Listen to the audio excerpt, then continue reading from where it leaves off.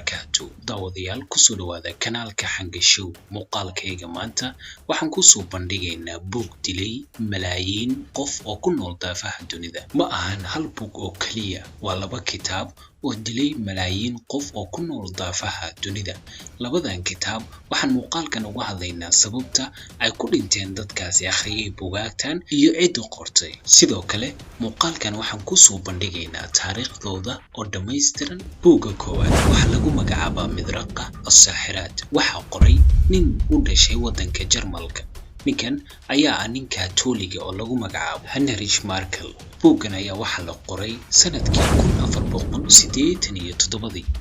qoraaga buuggan ayaa waxa uu buuggan uga hadlayay astaamaha ay leedahay sixiroleyda dumarka isagoo ka hadlaya jirkeeda iyo qaab sameyskeeda iyo habdhaqankeeda ninkan ayaa waxyaalaha uu ku qoray buuggiisa waxay u badnaayeen waxyaala quraafada waqtiga uu qoray buug 100,000 ilaa 5 milyan oo qof oo u dhimatay astaamaha ku qoran buuggaasi daraadis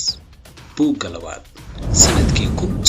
1946 markii uu dhamaaday dagaalkii labaad ee dunida dhakhtar ku takhasusay daweynta carruurta ee lagu magacaabi jiray Benjamin Spock dhakhtarkaas oo u dhashay wadanka Mareykanka wuxuu soo bandhigay buug lagu magacaabo Baby and Child Care buuggaasi oo ka sheekeynaya sida ciyaalka yaryar loo xanaaneeyo ama sida ay ciyaalka yaryar hooyooyinkooda u xanaaneyn karayaan waxa uuna ahaa buugaagtii ugu horeysay ee noociisa ah ee la daabaco waqtiyadaas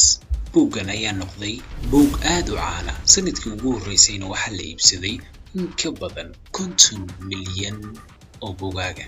isla markiiba waxa soo baxday shaayaco ay hogaaminayaan ehelkiisa iyo qaraabadiisa taasoo sheegaysa inuusan wax cilmi u lahayn sida loola dhaqmo carruurta waxa uu buuggan ku qorayna ay tahay quraafaad isla markiiba waxa soo baxday waalidiin badan oo sheegaya inay raaceen talaabooyinkii ku qornaa buuggan ayna ka dhinteen badankoodna ay u geeriyoodeen